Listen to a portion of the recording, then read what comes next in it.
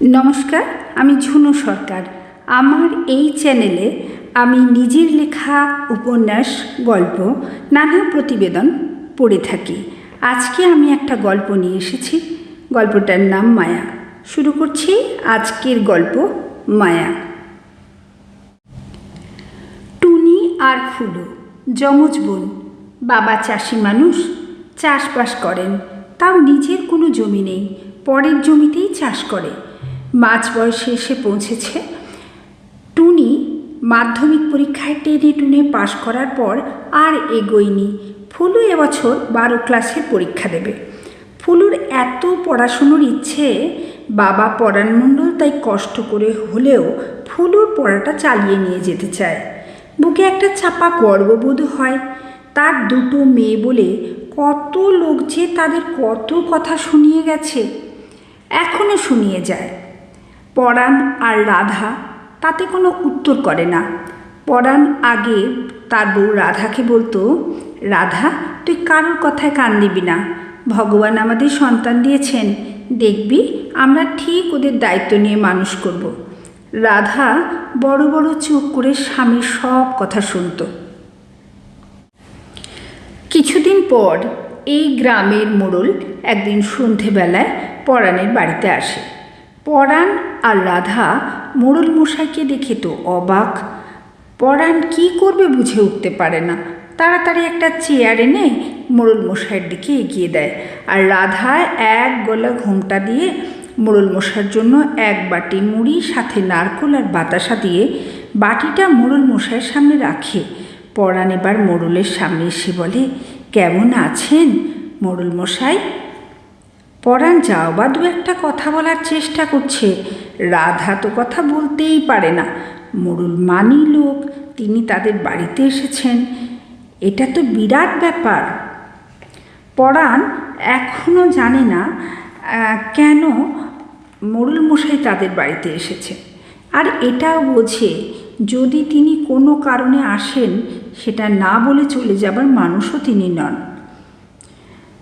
এরপর মোড়ল মশাই বলেন, পরাণ, বউকে বলো এই সব তুলে নিতে, বলে মুড়ি ভরা বাটির দিকে ইঙ্গিত করে। এবার মোড়ল মশাই ঘরের চারদিকে তাকিয়ে বলেন, পরাণ, তোর মেয়েদের কি বিয়ে দিবি? দেখ, আমার পরিষ্কার কথা, তোর বড় মেয়েটার জন্য আমি একটা সম্বন্ধ নিয়ে এসেছি। পরাণের বউ পান সেজে এনেছিল, এক হাত ঘোমটায়, পান হাতে যেন স্ট্যাচু। পরাণ অবাক চোখে বলে, মোড়ল মশাই কি আমার মেয়ের জন্য সম্বন্ধ আনছেন? বলে সঙ্গে সঙ্গে মোড়লের পায়ের ওপর হুমড়ি খেয়ে পড়ে। আমার কতখানি সৌভাগ্য বলো তো, আমার মেয়ের জন্য আপনি সম্বন্ধটা আনছেন, বলে কেঁদে ফেলে। এরপর উপরের দিকে 2 হাত তুলে বলে, আপনি তো আমার মা বাপ মোড়ল মশাই, আপনার জন্য আমরা কত সুখ দুঃখ আনন্দ সময় কাটিয়ে দিচ্ছি। এরপর গলাটা একটু ধরে আসে, আমার টুনি ফুলু সত্যি কবে এত বড় হলো গো টুনির মা। এরপর চোখের জল মুছে বলে, মেয়েদের বার কলা গাছের বার, চোখের পলক না পড়তেই ওরা বিবাহযোগ্য হয়ে গেল। হ্যাঁ, এরপর চোখের জল মুছে নিজে বলে, ঠিক আছে ঠিক আছে মোড়ল মশাই, আমি রাজি, আমি রাজি। মোড়ল হেসে বলে, রাজি মানে? রাজি মানে আবার কি? তোমরা চলো, ছেলেকে দেখো, বাড়ি ঘর দৌড় দেখো, পছন্দ হলে তবে না কথা। পরাণ চোখ বড় বড় করে বলে, আমি কি বুঝি মোড়ল মশাই, টুনি ফুলু তো আপনারও মেয়ে, আপনি আমার থেকে বেশি ভালো বুঝবেন, আর আপনি বুঝলেই আমি হ্যাঁ করে দিব, 4 হাত মিলেমিশে এক হয়ে যাবে। মোড়ল মশাই এবার একটু হেসেই বলে, আমি জানি বলেই তো টুনির জন্য এই সম্বন্ধটা আনলাম রে। একটু পরে গলাটা নামিয়ে বলে, এটা আমার বোনের একমাত্র ছেলে। পরাণ তো অবাক, হাঁ করে বলে, সে কি মোড়ল মশাই, আমি আপনার আত্মীয় হব? আমি কোথায় কোথায় আর আপনারা কোথায়, এ তো আমি স্বপ্নেও ভাবতে পারিলাই। টুনি এত বড় সৌভাগ্য করেছে। পরাণ আবার দুহাত তুলে ভগবানের উদ্দেশ্যে প্রণাম করে। মোড়ল মশাই, আপনি সব দায়িত্ব নেন, আমার টুনিকে আপনাদের ঘরে বউ করে নিয়ে যান। চোখে জল থাকে, মুখের থেকে যেন আওয়াজ বের হয় না। একটু গলাটা পরিষ্কার করে দরজার পাশে দাঁড়ানো স্ত্রীর উদ্দেশ্যে বলে, কি বউ, কইছিলাম না আমরা শুধু মেয়ে দুটোকে মানুষ করব, বাকিটা করবে উই উই। আকাশের দিকে তাকিয়ে বলে, হুই ঈশ্বর। তারপর কত কাজ বাড়ল। কিছুদিন মাঠে যাওয়া বন্ধ করে মেয়ের বিয়ের তোড়জোড় শুরু হলো। টুনিকে কিভাবে সাজিয়ে তুলবে তা নিয়ে ফুলুর গবেষণার আর শেষ নেই। একদিন মোড়লের গাড়িতে সবাই মিলে শহরে যাওয়া হলো। টুনির তো সব কিছু স্বপ্নের মতো লাগছে। দুটো নাইটি পরে যাদের দিন কাটিয়ে দিতে হয়, পুজোর সময় দুটো বা তিনটে ভালো পোশাক যাদের সম্বল, সেই টুনির সামনে কত কিছু জিনিস। এই সবের অর্ধেকের কিছু নামই জানি না টুনি আর ফুলু।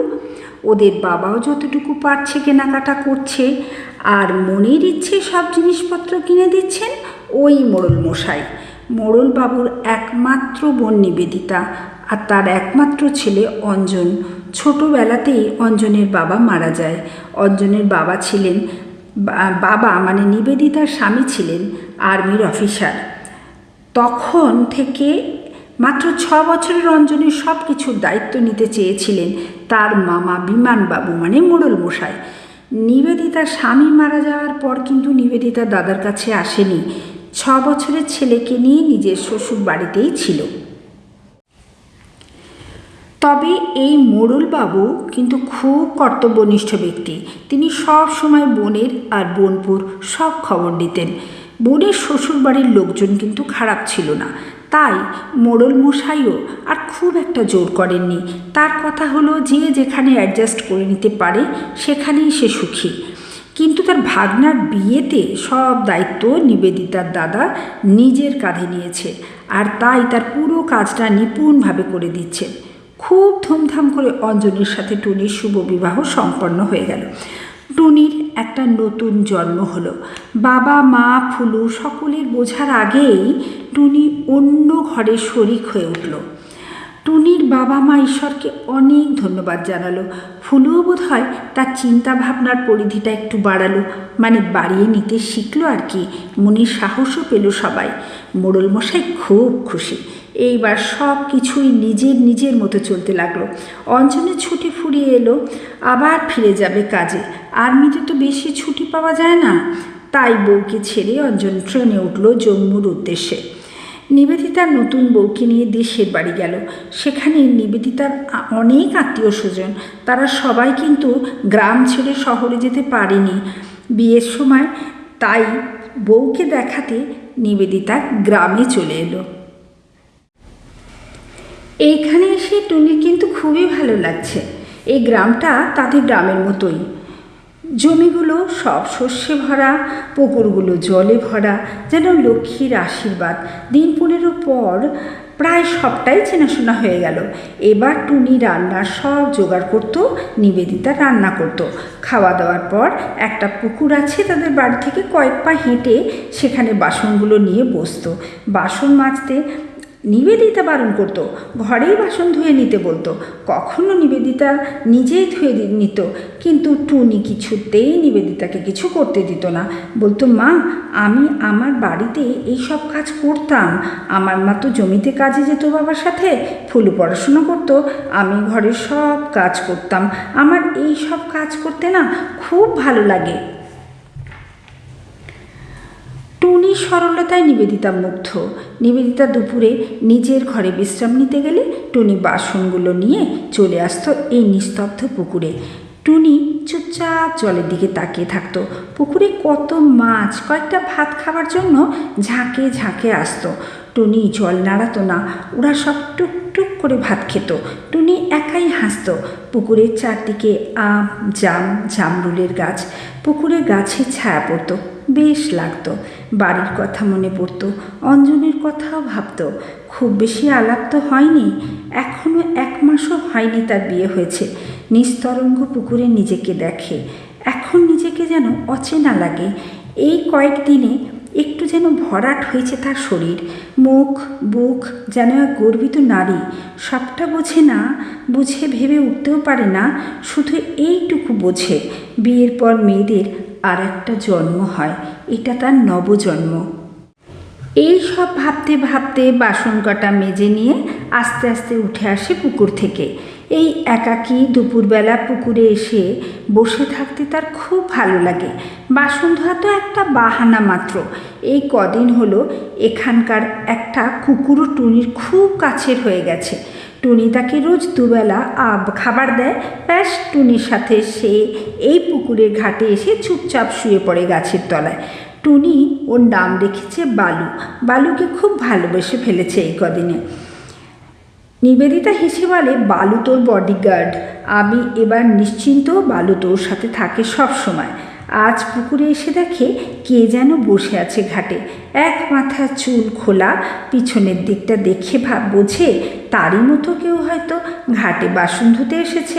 মনটা বেশ খুশি হলো টুনির। ঘাটের দিকে এগিয়ে গিয়ে জলে বাসন ভিজিয়ে দেখে না, ঘাটে কারো বাসন নেই তো। তাহলে বাসন ধুয়ে বসে আছে পিছন ফিরে, কাউকে দেখতে পায় না টুনি। অবাক হয়ে ভাবে, এই তো ছিল, এক্ষুনি কোথায় গেল? টুনি ভাবে, সে কি ভুল দেখল? সত্যিই কি কেউ ছিল? গাটা যেন একটু ছমছম করে। এর মধ্যে বালু চিৎকার করে কোথা থেকে ছুটতে ছুটতে তার কাছে চলে আসে। বালুকে একটু আদর করে পুকুরের জলে পা ডুবিয়ে আপন মনে জল নিয়ে খেলা করে। জলে নিজের মুখটা কেঁপে কেঁপে যাচ্ছে, আসলে জল তরঙ্গে মুখটা যেন ভেঙে ভেঙে যাচ্ছে। আচ্ছা, অঞ্জন এখন কি করছে? হঠাৎ অঞ্জনের কথা মনে পড়তে বুকে একটা চাপ লাগে। আচ্ছা, এই 15 দিনে এই প্রথম অসময়ে অঞ্জনকে তার মনে পড়ল। এটা কি ভালোবাসা? জল থেকে হাত তুলে মুখে জল দেয়। না, সব জল ছবি জলের ঢেউয়ে ভেঙে গেছে। কাল এসে জলের মধ্যে অঞ্জনকে দেখতে চাইবে। আজ নিজের আর অঞ্জনের একটা ছবি মন দিয়ে দেখে রাখবে। এই জলের আয়নায় দেখে নেবে কাল। নিজেই লজ্জা পায়। কিছু স্মৃতি তো জাগ্রত আছে, কয়েকদিন আগেই ঘটে গেছে, সেগুলো মনে পড়ে যায়। জলের দিক থেকে মুখ তুলে চারদিকে তাকায়। এই সময় কেউ ঘাটে থাকে না। ওদিকে কলা গাছের নিচে একটা গরু শুয়ে ঘুমোচ্ছে। না, অনেক কথা বলেছে মনে মনে, এবার ওই কটা বাসন মেজে জলে ধুয়ে বাড়ি ফিরে যায়। বালুও বাড়ির দিকে টুনির পিছন পিছন যায়। পরের দিন আবার ঘাটে এসে দেখে ঘাটে জলের মধ্যে পা ডুবিয়ে ওই একই শাড়ি পরে সেই মেয়েটা বসে আছে। এবার ঘাটে এসে বেশ শব্দ করেই বাসনগুলো নামিয়ে রাখে। ঘাটে না আছে কোনো আলাদা বাসন, না আছে কাপড় চোপড়। অনেকেই তো ঘাটে জামা কাপড় কাচতেও আসে, না স্নান করতেও তো আসেনি নিশ্চয়ই। তাহলে টুনি মনে মনে একটু অবাক হয়। আজ সাইড থেকে দেখেছে ফর্সা হাতে শাঁখা পলা আছে, মানে বিবাহিতা। টুনি আর ওই দিকে না তাকিয়ে নিজের বাসন নিজেই মাজতে থাকে। এই ঘাটের নির্জনতায় আজকাল এখানে এলেই অঞ্জনকে তার খুব মনে পড়ে। অঞ্জন আর্মিতে আছে, আদৌ কী কাজ করে তেমন ভালো করে কিছুই জানে না। শুধু একটা খটকা লাগে, তার শাশুড়ি মা 6 বছরের ছেলে নিয়ে বিধবা হয়েছিলেন। শ্বশুরমশাই সার্ভিস করতে করতেই মারা যান। তাহলে কেন তার শাশুড়ি আবার আর্মিতে অঞ্জনকে কাজে ছাড়েন? টুনির বাবা মা কেউ জানতো না অঞ্জনের কাজের কথা। আসলে মোড়লের পরিবারে যাচ্ছে এই ব্যাপারটাতেই না সবাই খুব খুশি ছিল। অষ্টমঙ্গলায় গেলে টুনির বাবা টুনির মুখের দিকে তাকিয়ে বলেছিল, আমি ওই উপরওয়ালাকে খুব বিশ্বাস করি রে, তিনি আমার টুনির সিঁদুরের মান রাখবেন। এরপর পরাণের 2 চোখ জলে ভরে উঠেছিল। হয়তো অন্য কিছু ভাবছিল। আসার দিন প্রণাম করতে বুকে টেনে নিয়ে বলেছিল, রোজ সকালে ঘুম থেকে উঠে মাকে ডাকবি, দেখবি মা তোকে তোর শাঁখা সিঁদুর ঠিক অক্ষয় করবেন। বাবার কথা টুনি 18 বছরে বুঝতে পেরেছিল, কোনো অসুবিধা হয়নি। তাই সে প্রতিদিন ঘুম থেকে উঠেই দেবী দুর্গার কাছে স্বামীর জন্য বর প্রার্থনা করত। মনে একটা বাড়তি জোরও পেত। এখন রোজ ওই মহিলাকে ঘাটে দেখাটা একটা অভ্যাস হয়ে গেছে, বরং না এলেই ওদিকে ওদিকে একটু বেশি তাকাতে হয়। মাস দিনেক এখানে থাকা হয়ে গেল, এইখানে জায়গা জমি সব বিক্রি হয়ে যাবে। কিছু কিছু থাকবে, তবে বেশিরভাগটাই বিক্রি হয়ে যাবে। সবাই এই দেশের বাড়িতে ধৈর্য ধরে আছে, কারণ সবারই কিছু প্রাপ্য রয়েছে এই ভাগাভাগির জন্য। এটা মিটে গেলেই সব যে যার জায়গায় আবার শহরে ফিরে যাবে। আজকে গল্পটা এই পর্যন্তই। পরবর্তীকালে আমি এই গল্পটার বাকি অংশ আপনাদের পাঠ করে শোনাবো। যেহেতু গল্পটা অনেক বড়, অতটা বড় গল্প একসাথে শোনা বা পড়া বা আমাকেও তৈরি করা একটু অসুবিধা। আপনারা এতটাই শুনুন, পরবর্তীকালে আমি এর বাকি অংশটা আপনাদের জন্য রাখব।